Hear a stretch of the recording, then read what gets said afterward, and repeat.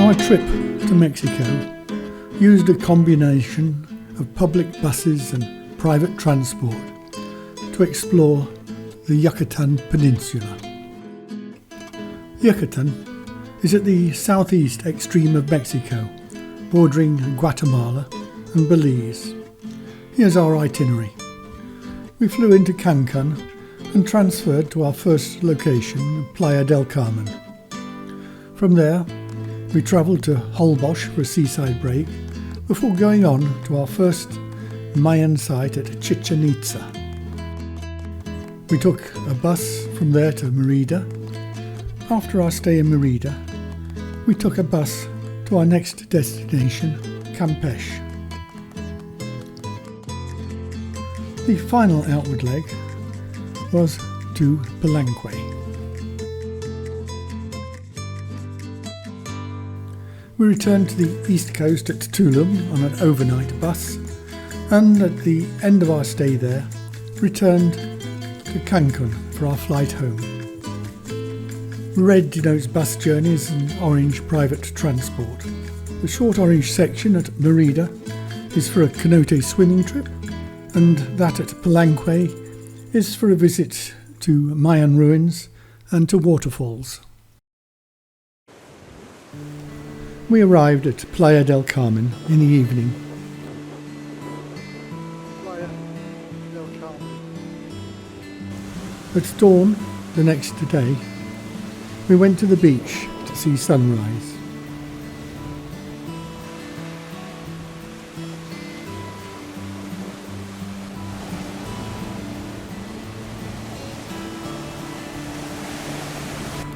We returned to our hotel,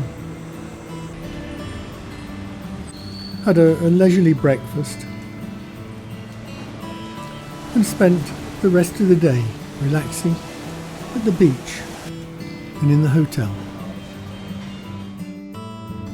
Next morning, our taxi drove us to Chiquila, where we took the ferry to Holbox. We slowly moved out of Chiquila harbour, then sped across the channel. 40 minutes later, we docked at Holbox and took a golf cart to our hotel. Here's our room. We soon settled in, had a drink, then found the beach. Next morning, we headed from our room along the beach into Holbox town to catch our boat for the Three Islands tour. There were hundreds of birds at the jetty, magnificent frigate birds, great frigate birds, cormorants, brown pelicans, and many others. Here's the route of our Three Islands trip. We left Holbox town and went along the coast to view the nature reserve on Mosquito Beach. From there, the boat took us to Yalahao Cenote, where we had a swim. Next stop was Bird Island, and not surprisingly it was full of birds, as was our last stop, Passion Island, after which we returned to Holbox. The birds ignored us as we boarded the boat. We sped along the coast and were soon at Mosquito Bay. On the beach were cormorants and pelicans. Flamingos only come later in the year.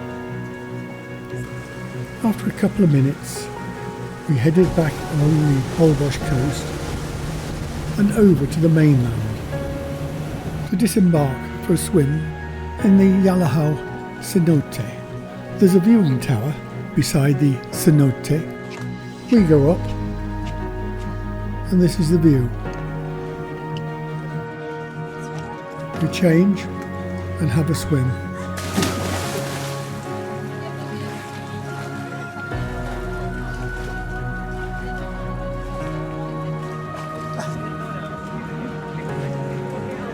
The water was full of fish. Time to return to the boat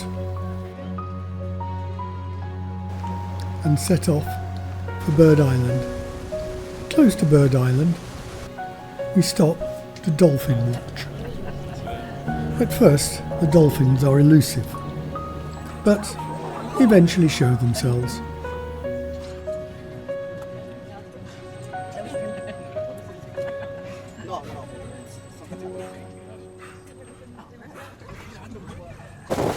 Onto Bird Island.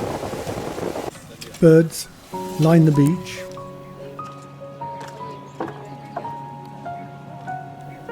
Cover the water.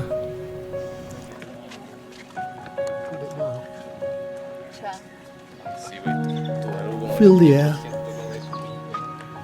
Wow, that's showing off now.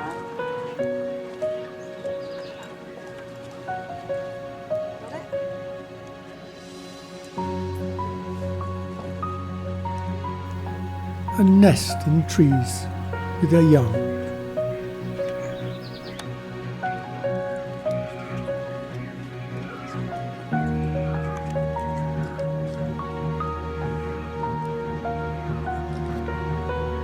White egrets collect nest materials.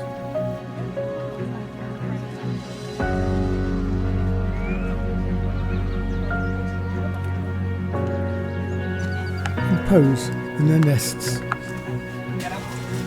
White pelicans gracefully move through the water, leaving ripples in the mirror-like sea.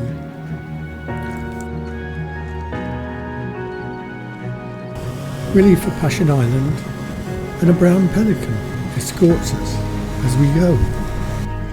Passion Island is another haven for birds. The shoreline is covered with a wide variety. Pelicans, black skimmers, cormorants, plovers, sandpipers, terns, and many others. From the lookout, we can see white egrets nesting in the tops of the trees. Iguana are hiding amongst the trees.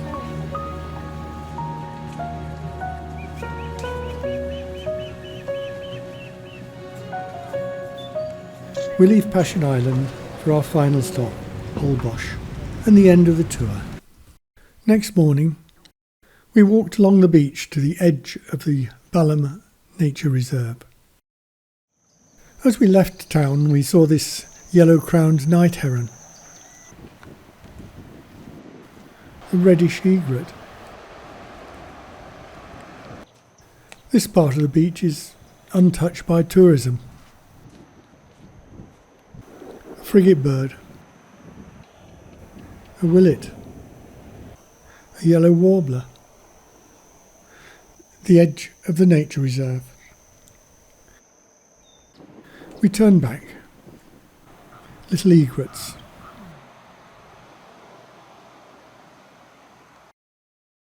The rest of the day was spent relaxing and exploring Holbox town. Carless, but full of noisy buggies. On our last day, we took an early morning walk along the sandspit to see sunrise. The tide was well out as we set off.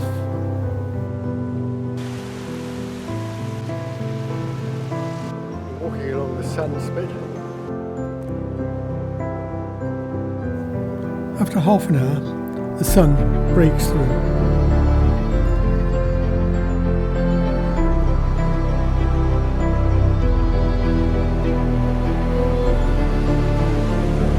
The edge of Ballam Reserve.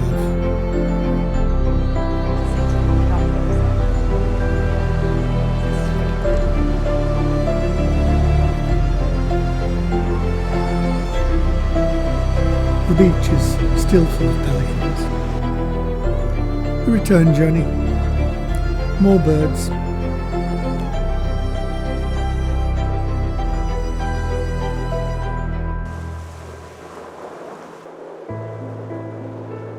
Lugworm casts. The incoming tide. We wade back to our hotel. Later, we pack, travel to the harbour, and take the ferry back to Chiquita. There's Passion Island. From Chiquita, we travel by taxi to our hotel at Chichen Itza. Chichen Itza, which covers about 10 square kilometres, was one of the largest Mayan cities. Here's our route. We took a taxi from the hotel and walked round, visiting all the major monuments.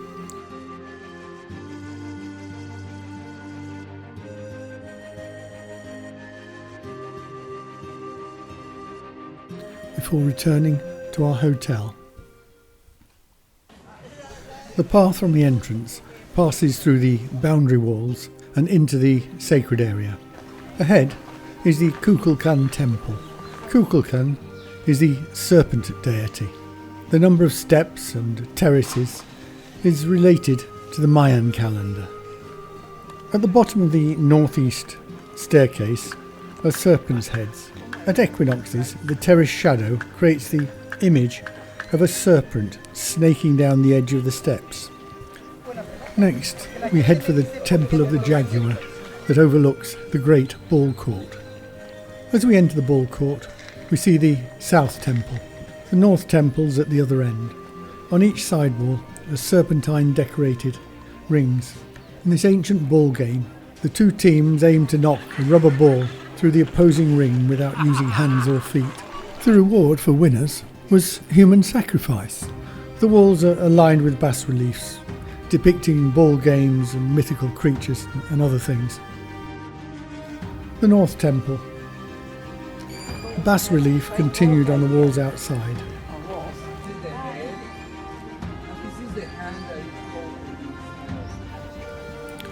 Next, we head up the White Road to the sacred cenote, a pilgrimage and sacrifice site for the Mayans. We return along the White Road and continue along the northeast of the temple area, the platform of the Eagle and Jaguar, the platform of Venus, the Temple of Great Tables, the Temple of Warriors with its serpent head decorations. It's surrounded by the Hall of 1,000 columns.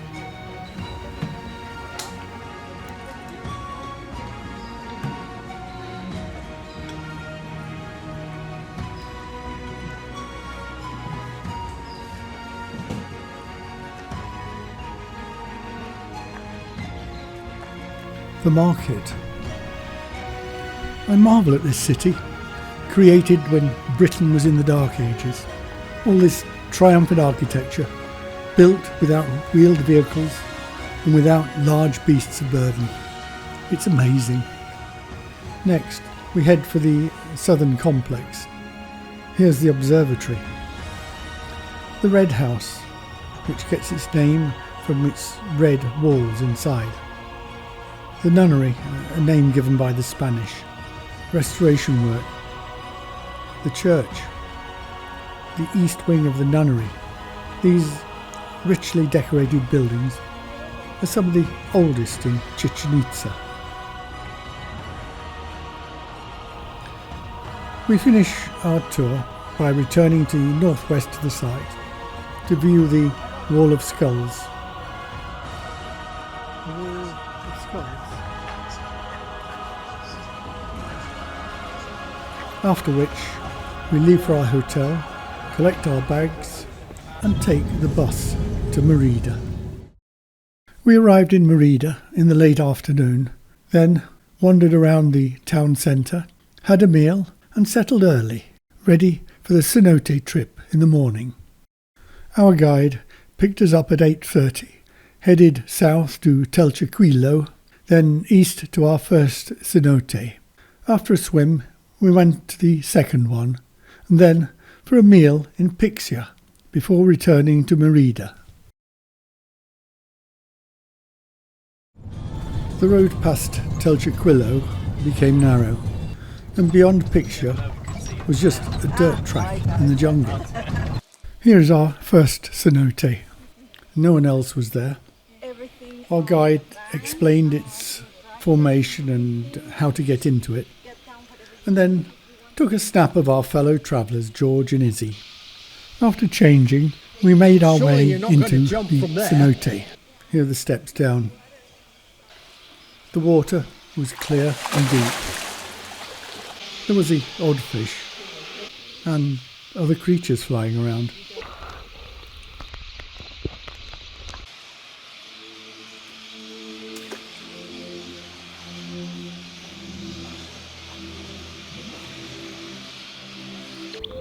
Light from the opening made an interesting underwater light show and shimmered on the cenote walls. Hey! George and Izzy jumped in. We just swam around and watched. Hey! Well done. That was actually really fun. The second cenote we visited was near Pixia. It was larger than the first one and was quite busy. We decided to swim rather than snorkel. I plucked up courage to jump in. Sophie comes up again. But didn't try to emulate Izzy in the rope swing. That's it.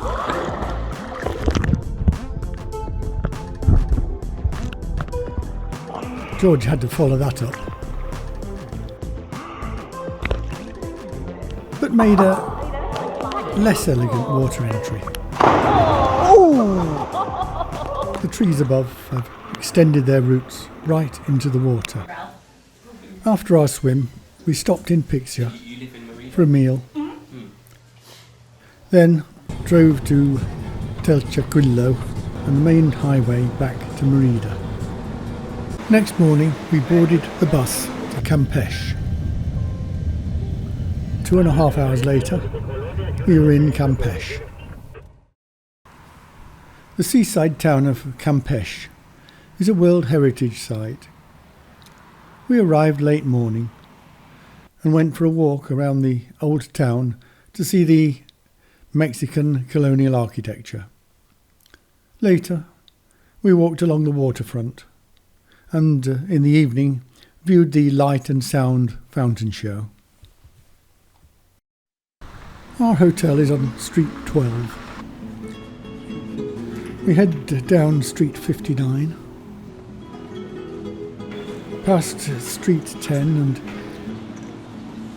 through the arch in the city wall. Ahead is the Mayan angel statue and the seafront. Above the city wall we see the cathedral and head for it. The cathedral dates from 1540.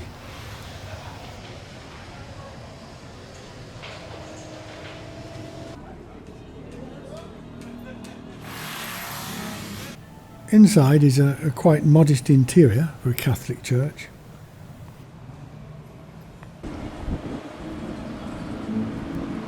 Next, we view the colonial architecture in streets 55 and 57 before returning to our hotel. Later, we went for a walk along the Malecon, a memorial obelisk, the Bride of the Sea, staring into the distance.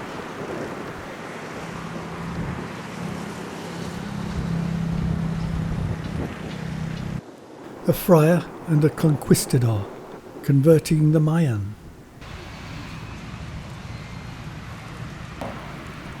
Pelicans with Puerto de Aribo in the distance.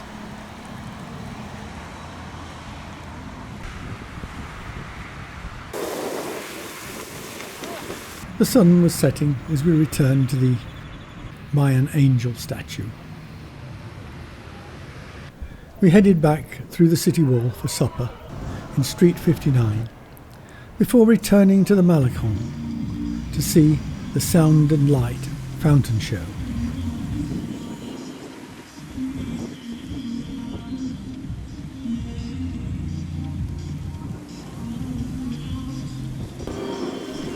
As we wandered along the Malakon, we were treated to lots of different fountain effects, with different colours and different music.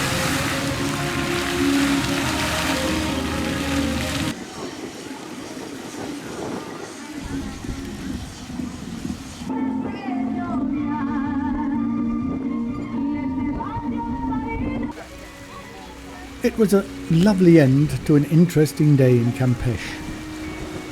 Tomorrow morning, we take the bus to Palenque.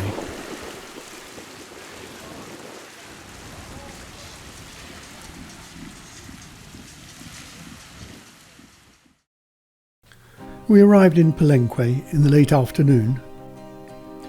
Early next morning, we took a trip to the ruins of the Mayan city La Camha in the Palenque National Park, and then went on to the Roberto Barrias waterfalls. Palenque is smaller but more impressive than Chichen Itza. So far, only about 10% of the ruins have been excavated. We were dropped off at the entrance and spent the next 3 hours walking around the excavated parts, then visited the on-site museum before driving off to the waterfalls. We climbed the steps into Palenque and came first to the Temple of Skulls. Adjacent to it are Temples 12 and 13 and the Temple of Inscriptions. There's an entrance in Temple 13 leading to the tomb of the Red Queen. Here's her sarcophagus, and the insert shows a reconstruction of her burial mask, shroud and goods that's displayed in the museum. The Temple of Inscriptions is the tomb of Palenque's greatest ruler, Pakal. Its name comes from the wealth of hieroglyphs within it. I wonder, why have pyramids been used for the burial of rulers throughout the ancient world? The palace. The insert shows the museum model of how the palace once looked. Next, we head south to the Temple of the Cross group. We walk around the Temple of the Sun and climb the stairs up the Temple of the Cross. From this vantage point, we see the archaeological work below the Temple of the Foliated Cross, the Temple of the Sun, and the palace. Many ornate incense burners are found in these temples. We descend, go past Temple 15 and follow the path to the ball court, a much smaller affair than the Chichen Itza Great Ball Court.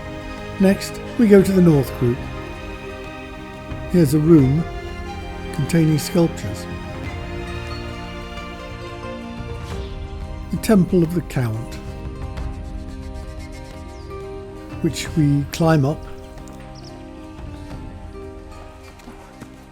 and view the North Group,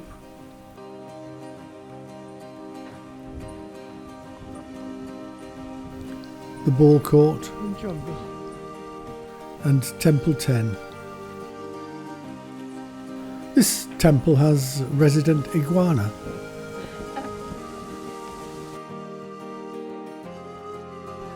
We climb down, then follow the path over the stream and into the jungle. After passing a waterfall, we come to a residential area with tree-covered ruins.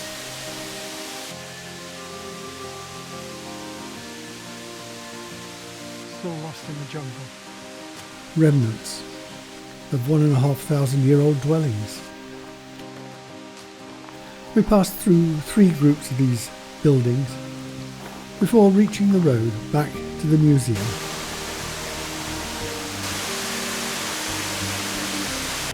Northern complex.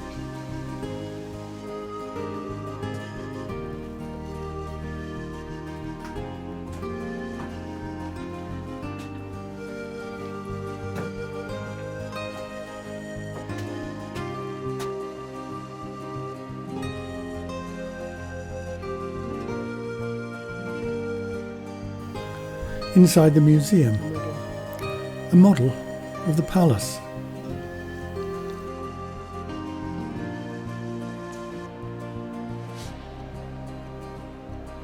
A collection of incense burners found in the temples of the Cross group. It's amazing that such exquisite and fragile objects have survived.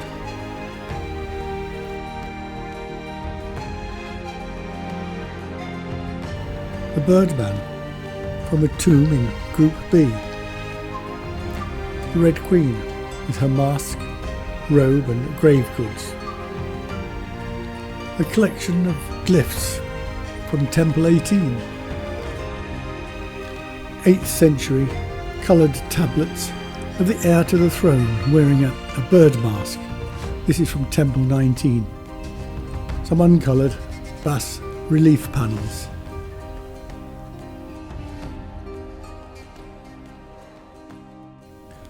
After finishing at the museum, our driver takes us south to the Roberto Barrios waterfalls. It's about an hour's journey. We parked by the cafe and explored the waterfalls and surrounding woodlands to the north of the Rio Bascan. I've labelled the waterfalls 1 to 4 to clarify the following video. Waterfall 1 was the first one we came to. There's a smaller fall to the left and the main one on the right. From the top of the main fall you can see downstream to falls 2 and 3 and to the smaller fall beside it. At the foot of this basin was waterfall 2. It's more a cascade than a waterfall. The pool below it feeds onto waterfall 3. And waterfall 3 is another magnificent cascade. A place for young daredevils to show their prowess.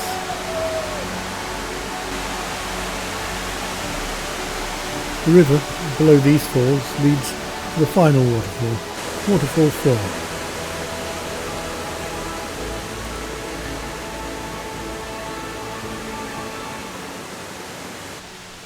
We head back through the woods, past side streams, to waterfall 1 and go swimming. I walk over waterfall 2 and up to waterfall 1, where people are jumping off to swim in the pool below.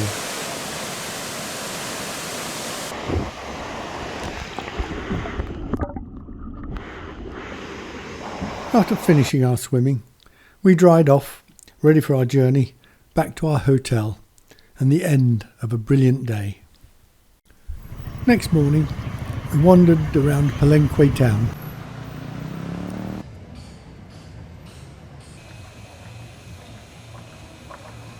Then returned to the hotel to spend a lazy day by the pool before taking the overnight bus to Tulum. Tourism has changed the small village of Tulum of the 1990s into a large tourist destination today. The town is adjacent to the ruins of the Mayan walled city, one of the last Mayan cities. Our hotel is at the north of the strip of beachside hotels. On our first morning, we explored the beaches. Climate change has led to an explosion of sargassum. A pelican, busy fishing. We returned to our hotel and spent the rest of the day relaxing there. The next morning, we walked up the coast to the ruins of the Mayan city. Here is a view of the city from the east. It became a major port in the 13th to 15th century, but was abandoned in the 16th century about 70 years after the Spanish arrived. It was protected by walls inland and cliffs at the coast. At its centre is a castle overlooking the sea. We entered through the north wall, walked down the centre, went to the castle and completed a circuit back to the north before taking the main road back to the exit in the south wall. We entered along the west, then north wall, and through the north gate. Beside the gate is the house of the cenote, the water supply for the city. Here's the entrance to the cenote below the house. On the headland above us is the Temple of the Wind, associated with god Kublai. Below is the northwest house. We descend to the track between the palace group to our right and the castle group to our left. On our right are the Great Palace, the House of Columns, the Temple of Frescoes, and the House of Chultan. To our left is the Temple of the Descending God and the Castle El Castillo. The east face of the castle provides an impressive sight above the cliffs. Going south along the cliff, we come to the Mars Temple. Walking along the west side, I get a picture of a prosperous trading city. Inside the inner walls are the palace and castle of the elite. Outside the inner walls are some large homes of richer merchants, plus those of the general population. Remnants of a Mayan civilization destroyed by the conquistadors. On our way back to our hotel, we see El Castillo from the beach. On the roads, there's an ever-present security to reassure the tourists. The rest of our holiday was spent by the beach. We watched sunrise.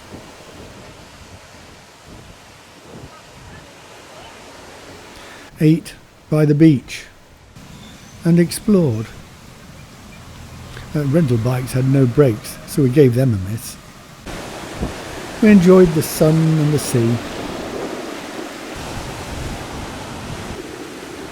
and we watched the birds. Pelicans.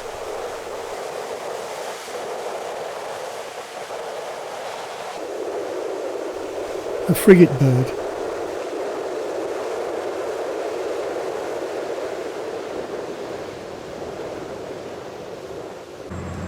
A grackle. A dunlin. A mockingbird.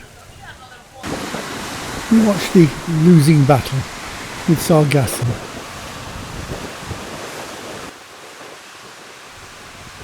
Finally, we said goodbye to our resident iguana before heading to the airport and home.